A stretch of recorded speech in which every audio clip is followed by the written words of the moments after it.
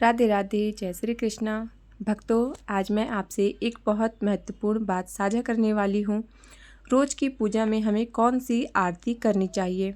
यह सवाल लगभग हर घर की माता बहन के मन में कभी न कभी ज़रूर उठता है, क्योंकि हर इंसान चाहता है कि उसकी पूजा पूरी तरह सही हो, भगवान उसकी भक्ति को स्वीकार करे और घर में सुख शांति बनी रहे। भक्तों, घर में पूजा करना कोई साधारण काम नहीं। यह केवल दिया जलाने या घंटा बजाने का नाम नहीं। पूजा वह माध्यम है जिसके जरिए हम भगवान से जुड़ते हैं, अपनी मन की बातें उनसे कहते हैं और उनसे आशीर्वाद मांगते हैं। इसी कारण यह जानना बहुत ज़रूरी है कि रोज़ की पूजा में कौन सी आरती करनी चाहिए, कौन सा नियम अपनाना चाहिए और कौन सी छोटी छोटी गलतियां हमें नहीं करनी चाहिए। आजकल की भाग दौड़ भरी ज़िंदगी में हमारी माता बहनें ही सबसे ज़्यादा नियमित पूजा करती हैं।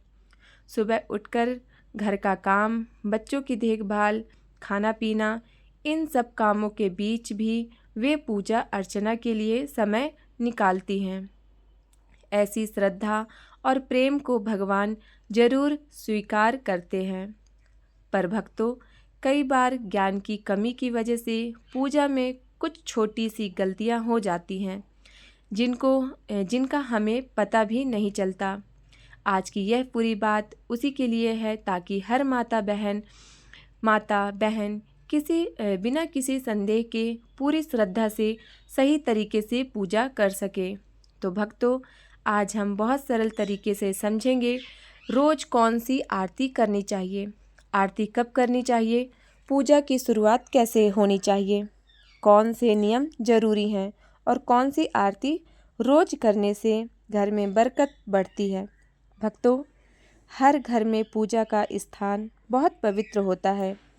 यह घर का वह कोना है जहाँ भगवान रोज़ बैठकर आपकी प्रार्थनाएं सुनते हैं। जिन घरों में सुबह शाम भगवान के सामने धूप दीप जलता है, आरती होती है, वहाँ के आधे से ज़्यादा कष्ट और बाधाएं वैसे ही दूर होने लगती हैं, क्योंकि जहाँ रोज भगवान का स्मरण होता है, वहाँ नकारात्मकता टिक ही नहीं सकती। इसलिए पहला और सबसे ज़रूरी नियम है पूजा। पूजा जितनी जल्दी हो सके सुबह के समय पर कर लेनी चाहिए। सुबह का समय सबसे पवित्र माना जाता है, वातावरण शांत रहता है और मन भी स्थिर होता है। इस समय की गई पूजा का फल कई गुना बढ़ जाता है। इसलिए जितना जल्दी संभव हो भगवान को स्नान कराएं, स्वच्छ वस्त्र पहनाएं और उनके सामने धूप दीप जलाएं। भक्तों, अधिकतर घरों में माता बहनें ही नित्य पूजा करती हैं। वे सबसे पहले उठती हैं, घर को साफ करती हैं और फिर पूजा में बैठती हैं। यह बहुत बड़ा पुण्य है। भगवान ऐसे घरों पर अपनी विशेष कृपा बरसाते हैं जहाँ महिलाएं स्वयं प्रेम से पूजा करती हैं। पर यह भी जरूरी है कि पूजा के सही क्रम और सही आरती का ज्ञान हो, ताकि पूजा पूर्ण मानी जाए। अब भक्तों, आगे हम विस्तार में समझेंगे प्रतिदिन की पूजा में कौन सी आरती करनी चाहिए और क्यों करनी चाहिए, ताकि भगवान प्रसन्न हों और आपके घर में सुख शांति समृद्धि और मंगल का वास बना रहे। भक्तों, सबसे पहले इस बात को बहुत सरल तरीके से समझो कि घर में पूजा पाठ करना सिर्फ एक नियम नहीं होता, बल्कि हमारे घर की आत्मा को जगाने जैसा कार्य है। हर घर में माताएं और बहनें बहुत श्रद्धा से ये जिम्मेदारी निभाती हैं और कई घरों में पुरुष भी पूरी निष्ठा से भगवान की पूजा करते हैं। लेकिन पूजा का सही फल तभी मिलता है जब हम इसे समय पर सच्चे मन से और श्रद्धा से और शुद्ध तरीके से करें। सुबह की पूजा कोई भारी काम नहीं है, केवल एक साधारण सा नियम है। याद रखना है, सुबह हमें 4 बजे से 6 बजे के बीच पूजा हमारा पूर्ण हो जाना चाहिए।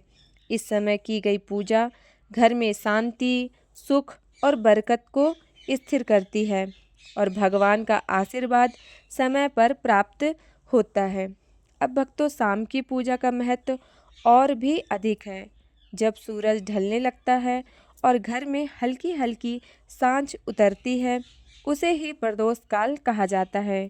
शास्त्रों में साफ लिखा गया है कि अंधेरा होने से पहले घर में दीपक अवश्य जल जाना चाहिए।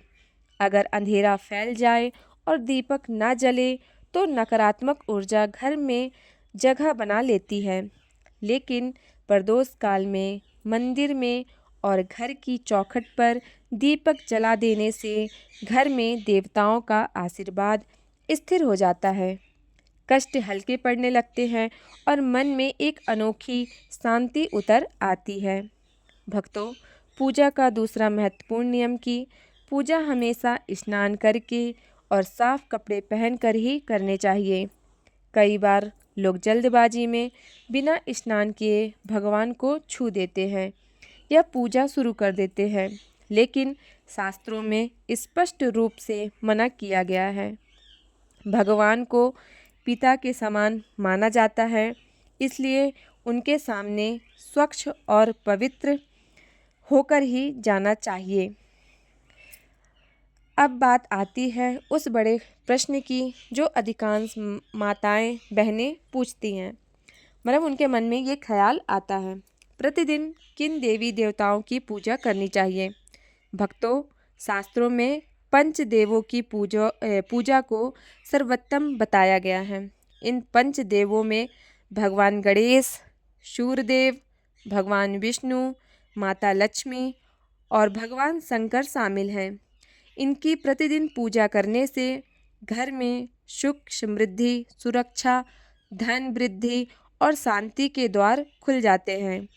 कई माताएं यह भी पूछती हैं कि क्या सोमवार को शिव जी की, मंगलवार को हनुमान जी की, बुधवार को गणेश जी की, अलग अलग दिन अलग अलग देवताओं की पूजा करनी चाहिए। भक्तों, यह तरीका गलत नहीं है, लेकिन इसे दैनिक पूजा का नियम नहीं बनाना चाहिए। अगर आपने कोई उपवास रखा, जैसे मंगलवार का, गुरुवार का या किसी अन्य दिन का, तो उस दिन उस देवता की विशेष पूजा कर सकते हैं। लेकिन नियमित दैनिक पूजा में पंचदेव की उपासना ही करनी चाहिए और इनमें श्री भगवान गणेश और सूर्य देव की पूजा सबसे पहले करना अनिवार्य माना गया है। भक्तों, हमें पूजा कभी नहीं छोड़ना चाहिए। स्नान करके मंदिर में घी या तेल का दीपक जला दें, धूप या अगरबत्ती लगा दें और मन से भगवान को प्रणाम कर लें। भगवान भाव के भूखे हैं, बड़े अनुष्ठान या लंबी आरती के नहीं। आपका सच्चा मन ही उनकी सबसे बड़ी पूजा है। भक्तों, सुबह पूजा शुरू करने से पहले सबसे बड़ा और ज़रूरी नियम यही है कि सबसे पहले अपने पूजा मंदिर को अच्छे से साफ़ किया जाए। मंदिर की सफाई कोई साधारण काम नहीं है, यह भगवान का स्वागत जैसा होता है। इसलिए किसी साफ कपड़े से मंदिर की धूल हटा दीजिए, वहाँ की जगह को पवित्र कर दीजिए, ताकि जब भगवान की आराधना करें तो वातावरण बिल्कुल शुद्ध और दिव्य लगे। भक्तों, यदि आपके मंदिर में लड्डू गोपाल जी विराजमान हैं तो उन्हें प्रेम से स्नान कराइए। यह स्नान केवल जल का नहीं होता, यह भाव का स्नान होता है, जिसमें आप अपना स्नेह, अपनापन और श्रद्धा उन्हें अर्पित करते हैं। यदि शिवलिंग रखा हुआ है तो उस पर शुद्ध जल चढ़ाना अत्यंत शुभ माना जाता है। अन्य देवी देवताओं को भी भावपूर्वक जल के छींटे लगाकर दिन की शुरुआत की जा सकती है। अब भक्तों, यदि आप चाहे तो पूजा में फूल अर्पित करना बहुत शुभ माना जाता है। फूल भगवान की कृपा, पवित्रता और हमारे मन की सुंदरता का प्रतीक है। प्रतिदिन सुबह मंदिर में एक लोटा जल भरकर रखना भी जरूरी है। शास्त्रों में कहा गया है कि मंदिर में रखा हुआ जल घर की नकारात्मक ऊर्जा को दूर करता है और घर में और घर में शांति बनाए रखता है।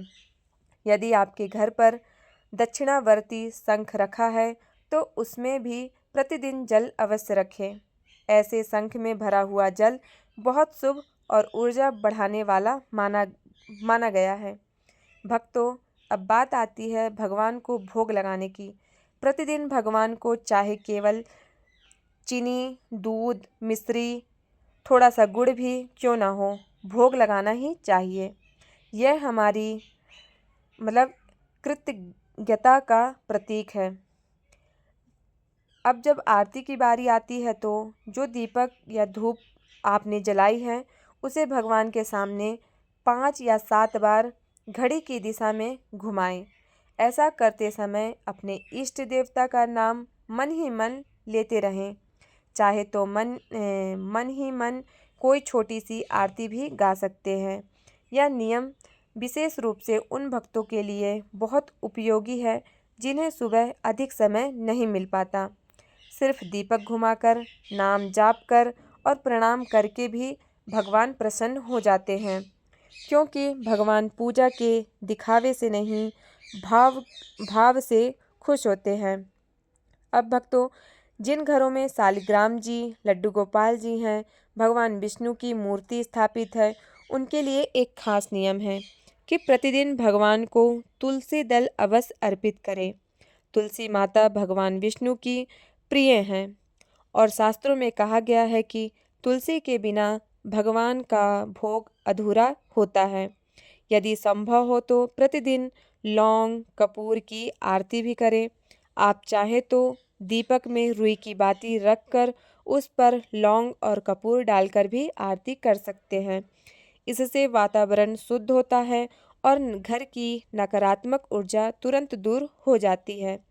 अब भक्तों, उनके लिए एक अलग नियम है जिनके पास पर्याप्त समय है और पूरी विधि से पूजा करना चाहते हैं। ऐसे भक्तों को सबसे पहले ध्यान रखना चाहिए कि दीपक कभी खाली न रहे। दीपक में हल्दी, अक्षत, तिल या किसी पुष्प की पंखुड़ी डाल सकते हैं। इससे दीपक पवित्र और शक्तिशाली हो जाता है। ऐसा दीपक घर में बरकत लाता है और भगवान की कृपा स्थिर करता है। भक्तों, अब समझिए आरती करने का सही और सरल तरीका, क्योंकि पूजा का असली फल तभी मिलता है जब हम उसे प्रेम, नियम और सही विधि से करें। जब भी आरती शुरू करें, सबसे पहले गणेश जी की आरती करें। गणेश जी विघ्नहर्ता हैं। किसी भी पूजा का शुभ आरंभ उनके बीच न अधूरा माना जाता है। उनके बिना पूरी पूजा हमारी नहीं होती है।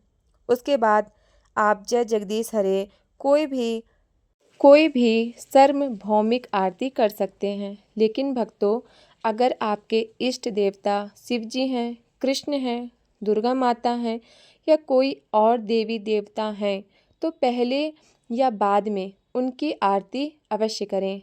ध्यान रखने वाली एक महत्वपूर्ण बात यह है कि पूजा के नियम ऐसे बनाएं जिन्हें आप रोज़ निभा सकें। ऐसा नहीं कि 1-2 दिन नियम निभाएं और बाद में फिर कोई कारणवश आप पूजा छोड़ दें या रुक जाएं। भगवान नियम से प्रसन्न होते हैं, दिखावे से नहीं। इसलिए भक्तों, रोज़ाना सिर्फ 1 या 2 आरती का नियम रखिए जिसे निभाना आसान हो। अब भक्तों, कई बार ऐसा होता है कि सुबह बहुत जल्दी होती है या ऑफिस काम के कारण समय नहीं मिलता। ऐसे में आप गणेश जी की पूरी आरती नहीं कर पा रहे हैं तो चिंता मत कीजिए। आरती से पहले केवल इतना बोल दीजिए, श्री गणेशाय नमः या ओम गण गणपते नमः। बस इस गणेश जी का ध्यान रखकर बोल दीजिए, आपकी पूजा पूर्ण हो जाती है। अब भक्तों, कपूर की आरती के बाद बात बड़ी खास है। कई भक्त हर दिन कपूर जलाकर आरती करते हैं, तो कपूर आरती हमेशा इस तरह करें। 2 लौंग और 2 कपूर के टुकड़े दीपक या थाली में रखकर भगवान की आरती करें। लौंग कपूर जलाने से घर की नकारात्मक ऊर्जा तुरंत खत्म हो कर देती है होती है। वातावरण शुद्ध होता है और देवी देवता अत्यंत प्रसन्न होते हैं। शास्त्रों में कहा गया है कि कपूर जलाना घर की बुरी शक्ति को भस्म कर देता है और सकारात्मकता कई गुना बढ़ जाती है। कपूर आरती के बाद यह पवित्र मंत्र अवश्य बोलें। कर्पूर गौरम करुणावतारम संसारसारम भुजगेन्द्रहारम सदा वसंतं हृदयारे वंदे भववाणी सरितं नमामि। यह मंत्र बहुत शक्तिशाली है और इससे सभी देवी देवताओं की आरती पूर्ण मानी जाती है। इसके बाद आरती को थोड़ा ठंडा कर लें। फिर भक्तों 3 बार आरती को अपने ऊपर से उतार कर ग्रहण करें। इससे भगवान का आशीर्वाद सीधे आपके जीवन में प्रवेश करता है। और अब एक और ज़रूरी बात, आरती हमेशा आसन पर खड़े होकर, आसन पर सीधे ज़मीन पर खड़े होकर आरती नहीं करनी चाहिए। आसन के ऊपर आप खड़े हो जाइए, फिर आप आरती करें। भगवान को आरती देने के बाद अपने सर से आरती जरूर लें और फिर उस लौंग कपूर की सुगंध को पूरे घर में घुमा दीजिए। इससे घर में बुरी नज़र, रोग, दोष और नकारात्मक ऊर्जा दूर हो जाती है। अगर आप पूजा में चालीसा पाठ या मंत्र जाप करते हैं तो पहले वो कीजिए और आरती हमेशा अंत में की जाती है। यह नियम याद रखें। आरती के साथ भगवान के सामने थोड़ा भोग और 1 लोटा जल जरूर होना चाहिए। यह पूजा को पूर्णता देता है। अब भक्तों, जो लोग दिन भर व्यस्त रहते हैं वे संक्षेप में भी सरल आरती विधि से पूजा कर सकते हैं। दीपक जलाकर, थोड़ी धूप लगाकर, बस 5 या 7 बार आरती घुमाकर, और जिनके पास समय भरपूर है तो वे विस्तृत विधि के साथ पूर्ण आरती कर सकते हैं। दोनों ही तरीके भगवान के लिए समान हैं, क्योंकि भगवान भावना देखते हैं, समय नहीं। उम्मीद करती हूँ ये वीडियो आप सभी को अच्छी लगी होगी, ये जानकारी आप लोग को अच्छी लगी होगी। तो प्लीज़ वीडियो को लाइक शेयर करें। चैनल पर नए हैं तो चैनल को सब्सक्राइब करें। मिलते हैं फिर अच्छी वीडियो के साथ। तब तक के लिए राधे राधे, जय श्री कृष्णा, श्री हरिदास।